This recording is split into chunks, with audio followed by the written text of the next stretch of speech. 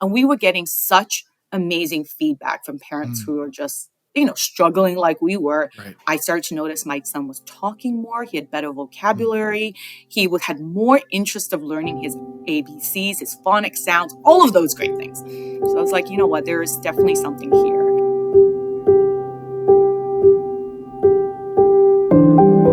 Hi, welcome to the AI for Good podcast. I'm your host, Sam Wheatley, and today we have a special guest, Nancy Sun, the co-founder of an AI product called Story Mii.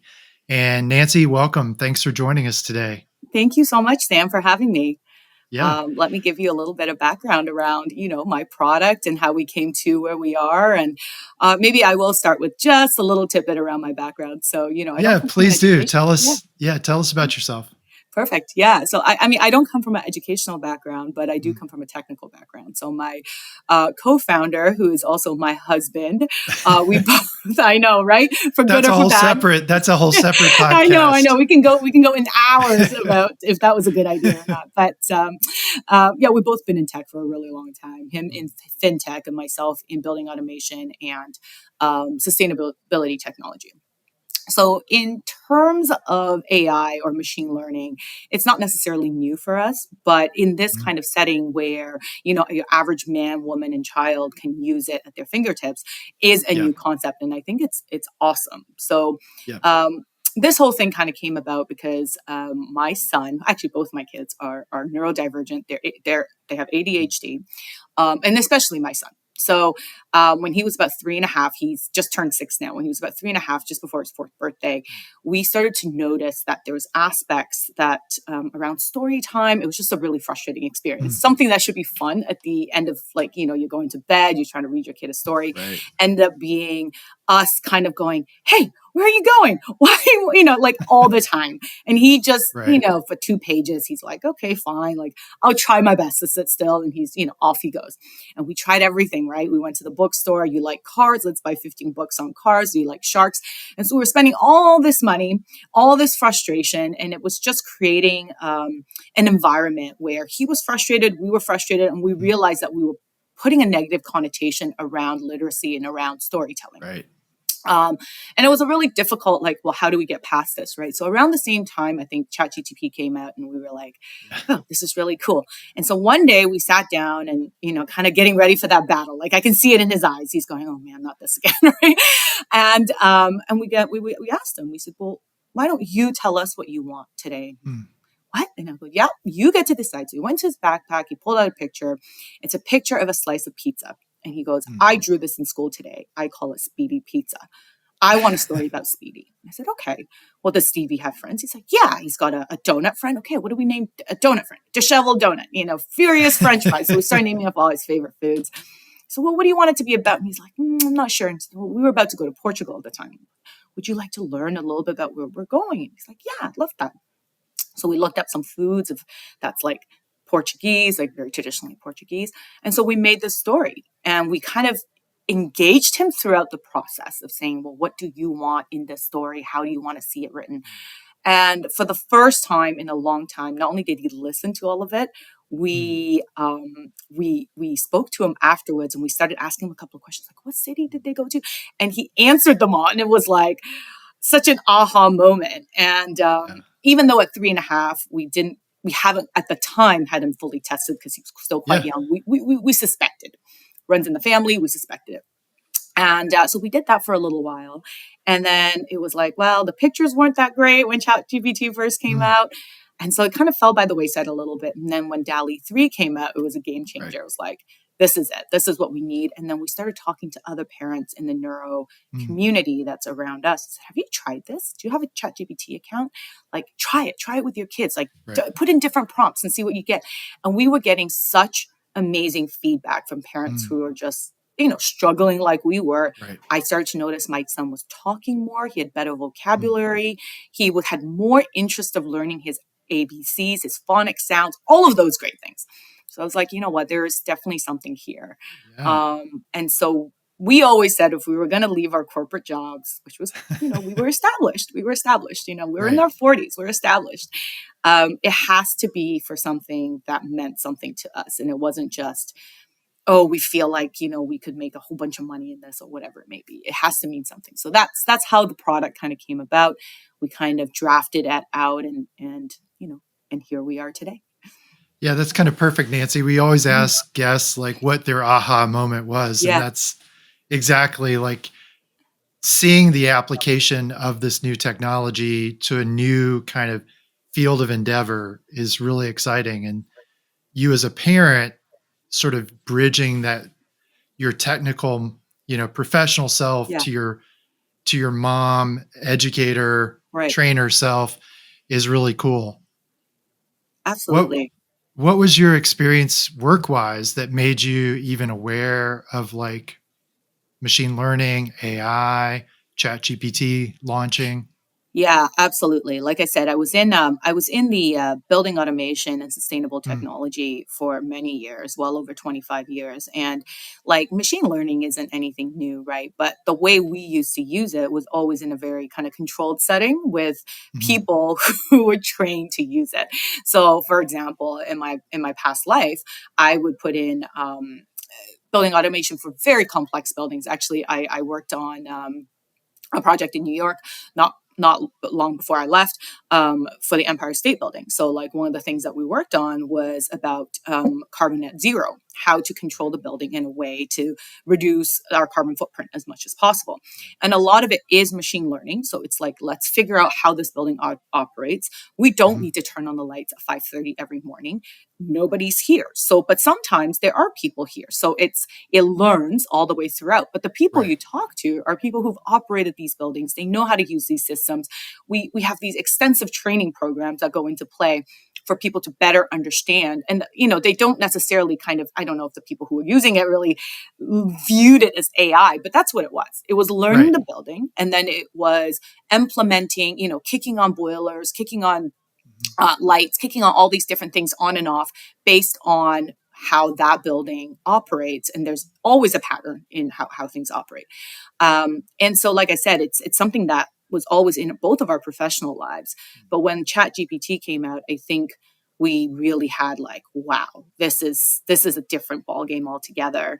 Right. And I know there was a lot of mixed emotions and there still is, right, a lot of mixed Right. emotions in our world about what this is. But I feel like those mixed emotions, aging myself a little bit, but Mhm. are always around during a technical revolution, right? So Right. I was a generation where I didn't have internet when I was very young. Look, I Yeah. remember when I used You're to have the preaching to the dial-up. choir here. I didn't even have a phone till 2000. Right. We didn't have phones in our pockets.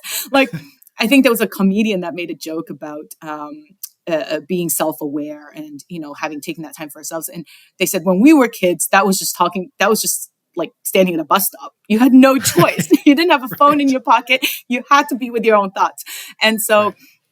obviously the internet is very integrated into our lives. There's good and there's bad. Like with any technology, I think Correct. technology is neutral.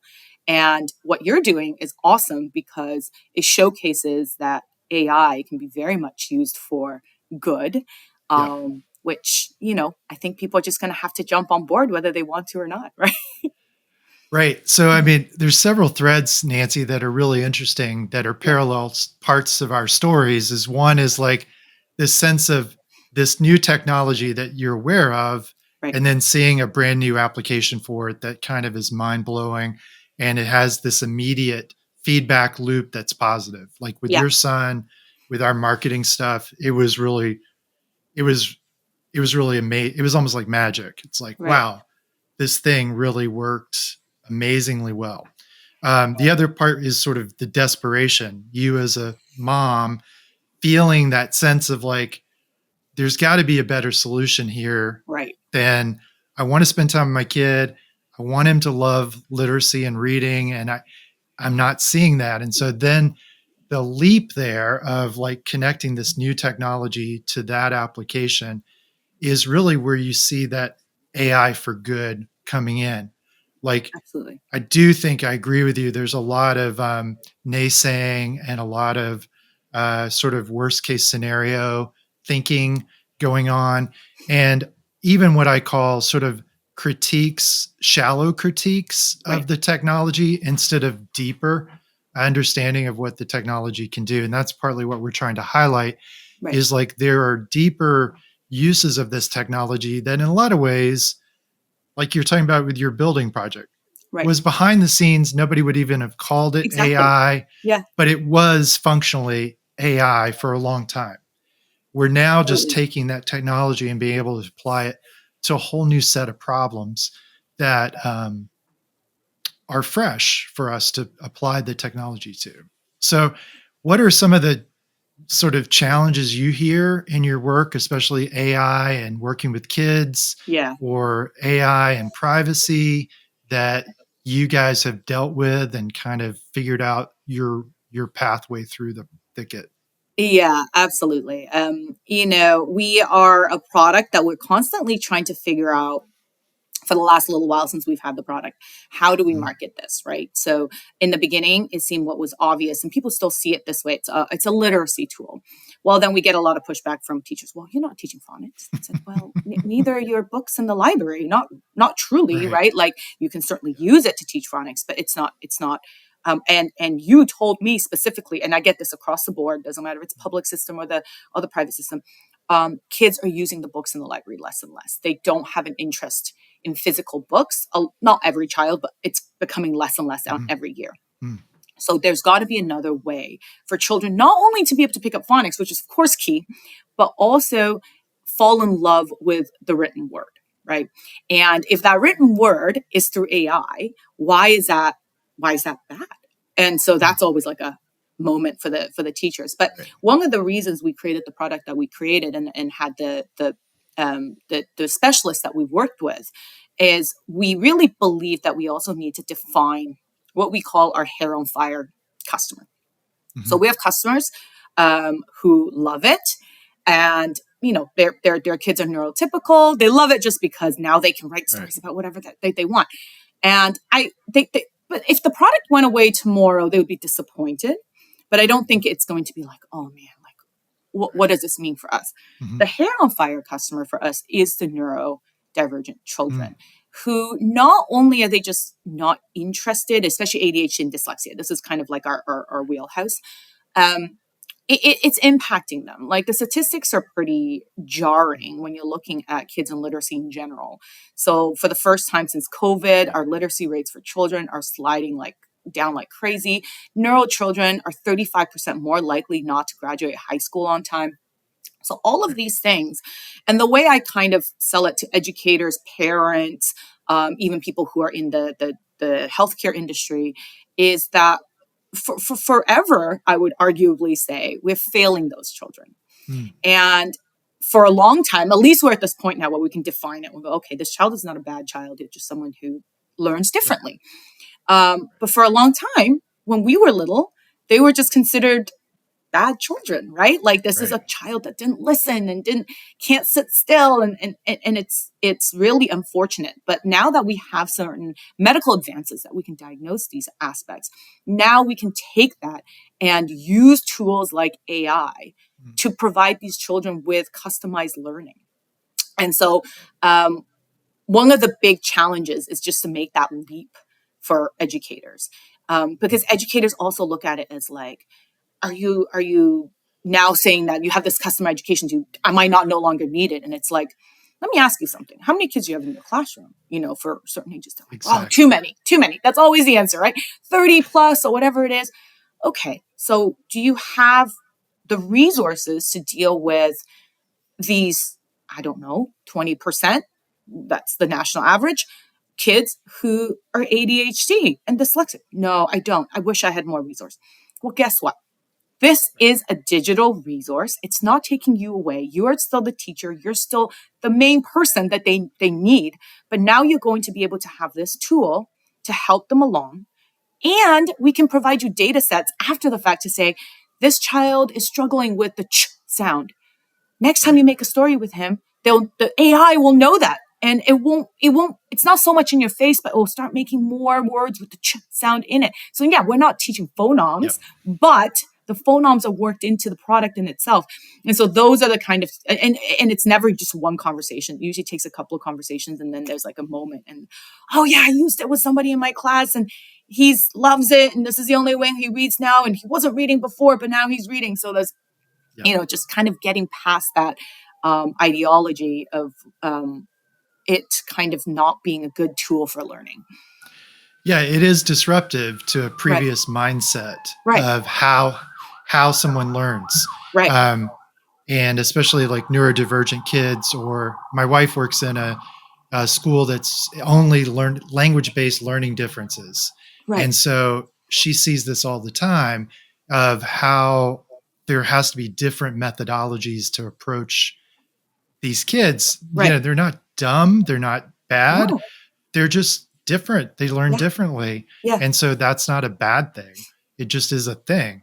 And so using these tools, but it does disrupt, kind of the previous mindsets. And we see this across the board. Right. People we talk to, our own industry, where there's a baked in sort of a set of assumptions that using these new tools creates the need to sort of build a case study for until they have the aha moment, like you're saying, the teacher with the kid in the class who goes, now I can get Susie to read. That's amazing.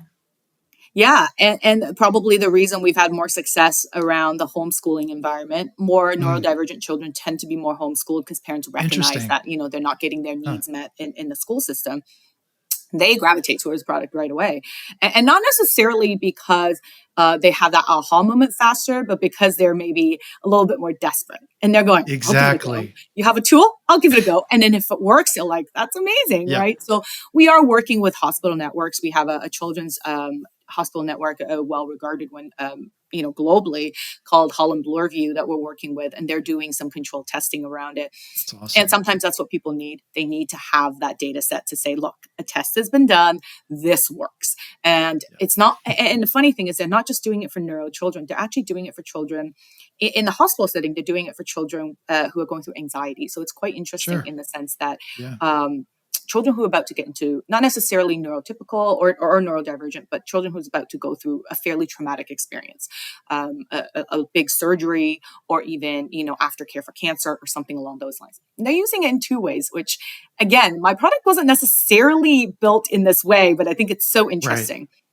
One is an emotional outlet for the child, because children have big emotions that they don't know how to process, even the neurotypical ones, right? So they know they're about to go through something scary. They don't always know how to vocalize that. That's hard for adults, let alone children. And so they can put themselves into stories that our stories always come out with a positive message, something inspiring. And so they can feel a little bit stronger going into that environment. The other aspect is, even though they're a children's hospital, they said most of our staff isn't trained child psychologists. They don't necessarily know how to express, let's say, the aftercare of chemotherapy to a child. So they're usually telling the mom or dad. And then the child sitting there going, I keep hearing that I'm going to be sick. Like, what does that mean? What does that mean to me? And so that creates a lot of anxiety. And even the parents may not know exactly how to explain because they're so emotionally involved. And so they're using this product now for the aftercare team to put that child as a central role in that story. As you say, storytelling. So key in, it's been around forever. And they tell the story. So I had one researcher tell one child who was really into knights and things like that. And he was quite young, so about 4. And he said, coming to hospital is like going to your castle. And getting your medicine is like having your special potions. I'll give you special powers. And they said that that child left the facility feeling a lot less anxious. And even though he didn't get any less sick from the chemotherapy, he had a better way to deal with it. He kind of, in his head's like, you know what? This is a potion that I need for me to get better.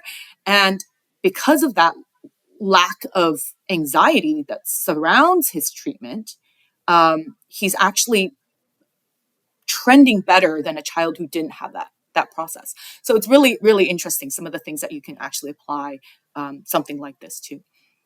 Yeah, it's interesting. I mean, once you start working with these kind of tools, you begin to realize they're sort of unforeseen positive other uses. I think one of the things I've come away from our use of AI is understanding that it really excels at pattern recognition. Right. And we, as humans, sometimes struggle with pattern recognition. Right. And it really enables my judgment to be multiplied because I'm able to, with it as a sort of assistant, be able to see patterns or explore options that previously might have been harder for me to grasp, Right. or only a specialist would have been able to grasp this certain pattern. Right. But like you're saying, with you know specialists whose job is cancer treatment of kids, Yeah. it helps them understand, oh, helping a kid reframe this story Right. has a positive outcome, or this word, they need a way to understand it that they can grapple with. And so these sort of secondary uses sometimes become so powerful in understanding our work. And Right. so that's really cool, Nancy, that you, as you guys have not just launched a product that's sort of A, B, but you're beginning Right. to see the C, D, E of it as well. Yeah, absolutely. And I think, um, it's a double-edged sword. I love Mm, what I do because in my previous life, even though I was doing something that was technically good for the environment, right. most of my customers you walk into, they're just like, well, what's the payback? What's the ROI? And you had Right. to have all of those things. And that's just business, right? That's just, you're a for-profit organization, they're a for-profit organization. You need to show them how you're going to save them on bills. You're going to have to show them all of those things before they buy into your program. So I love the fact that what's the ROI here is kids who Mhm. are not falling behind, kids who are now reading at level. Like all of those things are amazing. But on the flip side, it's also a hard to sell because when you had those numbers, Right. it was very easy. It was like in 12 months time, the system pays for itself. And above that, it's easy peasy. Now it's a bit more like, well, these are the benefits, but I can't necessarily tell the school, um, you know, how that's going to earn them an extra dollar, or so to speak. Right. So that I would say is maybe a challenge as well because your how you're gauged is vastly different. Whereas, like I said, in my previous Mm. life, it was very black and white. Here are the dollar values, and here's what you need to Yeah. get. Now you're getting into my world of nonprofit. This is sort of the There classic you go. nonprofit, is like, how do you explain your value to Yeah. your stakeholders? And there's always a stakeholder gap. Those who are paying for your service are not the Yes. people experiencing your service. Right. And the way is through stories. Stories Yes. become very important. Telling the story of the experiencer Yeah. to the funder um, is really vital. And so, Yeah, and what's funny about it, you talked about the non-for-profit. That's actually become one of our largest sector for our enterprise customers. mhm, So I find a lot of non-for-profits are going through this er, pr- stage where maybe there's a lot of uncertainty in our inflation's going up. People are mhm, talking about a recession, and so those donor dollars are maybe a little bit harder to come by, and so everyone's still fighting for those donor dollars. So actually, we've worked with a number of non-for-profits who are saying that what they really need is they need more proof is in the pudding for their donor network. And that essentially helps them be able to attract more dollars and hence help their audience. And so our product is very interesting from that perspective because if you are a non-for-profit that's either in literacy or in helping mhm, neurodivergent, not necessarily just children, but for the yeah, neurodivergent, then what our product can do is actually it can collect data without actually collect any personal information from any yeah, child. So children are very tough. Adults, a little less so. People are like, hey, you want to give us your email? You want to let us know if your gender, your age, all of that stuff. That's up to you, and you can make that call. But to collect that data from children is almost impossible because there's all these COPA and all this crazy stuff, right? So on our side, even with our schools, I said, don't put the kids' names. If you're comfortable, do it. If you don't comfortable, you can yeah, name them 1, 2, 3, 4, whatever it is under the profiles. Um, but what we do is in our product is depending on how they're prompting that product, and we have what's called a community section. So the community section is super cool. It's like the YouTube for stories. So kids, when they write a story, they publish it, and then right. anybody can go in and read it. So that's all for free. So you can download the app. even if your parents aren't paying for it, you can still read thousands. We have like 6,000 stories on the app Mm, already from kids from around the world. But what that does for us and potentially places like non-for-profits is it really collects pertinent data mm, without actually connecting any personal information from the child. right. And that gives them the ability to say, we know your dollars are working because 300 kids went onto our app or onto our website, Yeah. last month. They created this many stories. They read this many stories, and so that's a really interesting aspect as well to provide that like proof um, for organizations of that nature. That's great. Yeah, Mhm. we face a similar problem in that our nonprofit deals with very sensitive topics that are Right, private. And so we have to figure out ways to tell those stories of right, those users in a way that protects their of privacy, course. that's not exploitative and all those sort of things. And one of the ways is just seeing how people are using the the website or the app, and it being able to track those patterns. Hmm. Again, going back to the AI empowers us to see these patterns that Right, would have been very difficult to analyze right. on our own. And so we're able to put together composite stories Hmm. of these people are starting with these sorts of content. They're then using this sort of content. Yeah, They're moving towards these sort of conclusions. And so we're able to sort of tell the story of our right, users without violating someone's PII. right. Right. Absolutely. And I love that you've jumped on board with technology and using it in that fashion because Mhm, um, I don't know. I personally believe that there will be sort of this moment of reckoning where there's going to be two subsects, right? People who embraced mhm, it and people who didn't. yeah, And if you didn't embrace it, then I think you're going to be at a significant disadvantage. And that's also something, actually, we have a subset of users who are not neurodivergent, but they're saying that we've been struggling with how to teach our children prompt engineering in a safe way. We mm, don't want to give them a free rein to ChatGPT. They're too young for that. right, But your product already has a lot of safety scrapers. We've used it, we've tested it, we right, believe what you're doing. And now they can actually, and kids take to it mm, so much better than adults. They know how to put whatever fun little character descriptions that they want to put in and then their plot descriptions. And that is their first foray into mm, AI. And that is something that they're going to need to know later in life. Arguably as important as, maybe your traditional literacy or your traditional math right, skills. And so parents really love it for that aspect. Some parents really love it for that aspect to yeah. say, hey, my 3-year-old's actually prompting. This is great. Know? Yeah, I've used it with new, and I mean, it's helpful with new employees that have never managed anybody. Right. And so a lot of ways it's like helping them learn how to manage an assistant. Right. Like they're able to build their own assistant Hmm. that is geared toward a certain set of problems.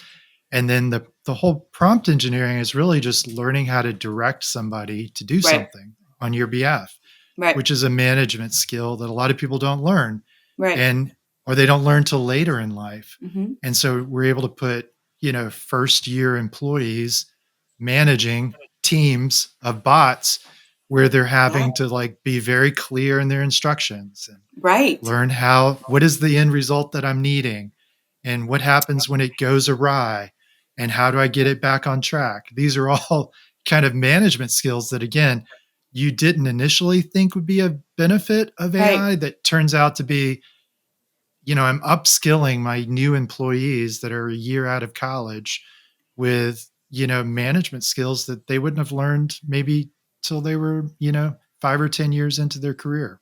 Yeah. And being able to do that and have their brain be able to kind of pivot Mhm. quicker. And Yeah. that's what you do, right? Because AI Yeah, is going to give you exactly. sometimes some stuff and you go, I've never thought about it that way before. And then you pivot Right. is such an amazing skill set. And then like on our side, being able to kind of rewire those brains to think that way from Yeah. such a young Yeah. age is actually quite incredible. Exactly. Nancy, you just mentioned sort of you put on sort of your prognosticator hat Yeah. about what do you see 5 years in the future? Where do you see us going with this technology? I actually, you know what? I listen to a lot of podcasts and read a lot about it, and I actually think it's going to be an interesting Mm. position, like you said, that like data has been the key for a very long time, and I think those who were in the know probably knew this was coming down the pipe, and those who weren't still knew how important data was, even if you're just using an Excel spreadsheet to try to figure it all out. Right. So I think we are still in the process of collecting data, like what Elon Musk is doing with X, and everyone just whatever data you can get. And I think what's going to happen 10 to 5 to 10 years from now is that actually a lot of those things that have historically been cumbersome and Mm. expensive may Yes. not be anymore. So like diagnosis, for example, right? Maybe we Exactly. don't need to sit in a hospital all day long waiting for a doctor. Maybe that diagnosis will come a lot quicker. And once we all be able to kind of build our own profiles on learning language models or some form of AI knows us specifically. Mhm. So if I said, for example, that my tummy aches versus my child, they might know that means something vastly different, right? Depending on Right. our own health backgrounds and all of that stuff. So I think that there's going to be a lot of, for good or bad, things that we look at today that are expensive and service based, that are going to be a lot more accessible. I personally think it's a good thing because I think in our society, even though we live in a first world, a lot of people don't have access to a lot of those services. It's kind of a Yeah. privilege. So I think going forward, we're just going to have a Yeah. lot more of that, and it's going to be a lot less pricey, and everyone's going to be created a lot more equal from that standpoint. Yeah, that's great. Mhm. I agree. There is the option for a democratization of a lot of Yeah, privatized information at right. the moment that's sort of locked up behind specialists or professional Yeah. gatekeepers Hmm. that is going to be a lot more accessible. Hmm. Um, there's also downsides and possible other options, but my hope is that it does lead to those kind of democratized access to information. Yeah. Let me ask you another question, Nancy. You guys launched your product a Yeah. year and a half ago or About so? actually, the product has only been on the market for about 6 months. So we started Okay. the company, I would say, about maybe a little under a year and a half ago, but maybe not in a format where we were doing a lot of testing while we were still working in our other respective jobs. And then about a year Yeah. ago, we kind of said, you know what, we're going to give this a proper shot, and properly developed a product. So the product in itself that's currently on App Store and Google Play, it's been about 6 months, and then in about 4 weeks' time, we're going to have a full platform. So not just the Okay. apps, but on the website as well. So much like your Facebook app or what have you, you're going to have you can look at it on your phone, you can look on your tablet, or you can look on your laptop, and it's all together. As long as you log in, then you'll have all of everything is tied together. So, Nancy, can you tell our audience like how they can access you, how they can get information about StoryMii and about your, sort of your history and your products and what you're doing? Yeah, absolutely. So if you kind of search story, the way STORY, space MII in both App Store and Google Play, you'll come to us. Or our website's actually a little confusing because your product is Story Mii. Why do you call yourself Me Apps?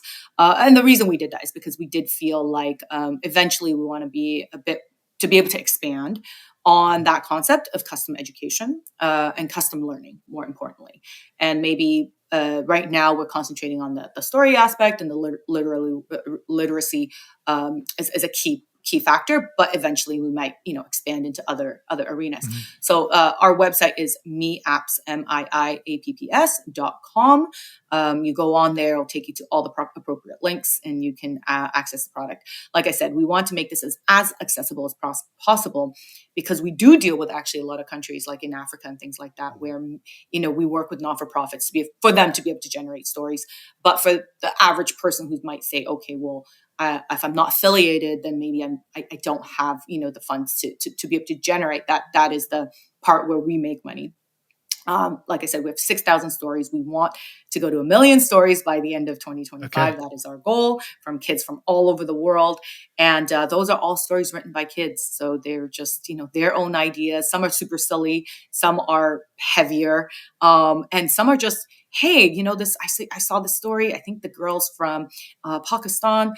This is her day. This is what she does. And, just hopefully that breeds a lot more understanding in the world as well. So that's kind of our vision of anybody can dial on and read thousands and thousands of stories.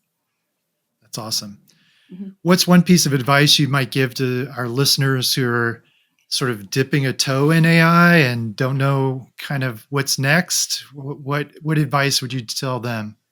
I think it's just trial and error, right? I mean, Mm-hmm. if you have an idea, have conviction, first off, have conviction of your idea. So like if you have an idea, like myself, I didn't come from this industry. My partner, my husband and my partner didn't come from an educational industry. So there were people who kind of looked at us and said, you could have gone in the fintech world, Mm-hmm. very lucrative. You could have gone in the building automation world, also fairly lucrative. Why did you decide to go down this road? And it's like, well, like I said, it was a personal journey. It had to mean something to us. So I think have that conviction, and then it's trial and error, because the product in itself, AI, whether you're using ChatGPT or you're using Gemini or any of the different learning language models, it's changing every day, and it's like. Mm-hmm. I would say a year ago when I started this journey to where it is today is crazy. Like now I can I can open up my chat GPT and I can say, I need you to write me 500 words around myself, because somebody's reached out to me about to write a story about how Nancy Sun came into Story Mii, and it knows me so well. Yeah, because I've been exactly. using it so much, and it just, here it is. And it's like, oh, wow, that's pretty good. Yeah. You got parts I probably would have missed on my own. Right. Because it's just learned about me for so long. So I think if you're looking to get into this space, I know like some people would say it's overcrowded. There's a lot of people in it, but I think there is so many use cases. Yes. And even if you go into it and you go, oh, but somebody else is already doing it, well, they might not be doing it like you are. Lots of people are trying to create stories Correct. like we are. I don't think people are looking at it the way we are around the neurodivergent community, and about really kind of equalizing the learning process, and by making it more custom. So I think, have an understanding. And then the other part, of course, is truly do your testing around your product market fit. I think that's very important. I wish we did more of that. We did, but I wish we kind of opened it up to a broader audience, because obviously when you first start doing it, you do it with your friends and family, and they're usually within your socioeconomic world. I wish we opened it up a little bit sooner, and really define that, like what I call the hair on fire Right. customer. You have that, you have a good idea. There's no reason why you can't explore what this technology can take you. That's great. Well, Nancy, good luck, and thanks for sharing with us today, and really appreciate what you're doing and your time. I'm really thankful that we got to meet you. Thank you so much, Sam. It was a true pleasure to be on.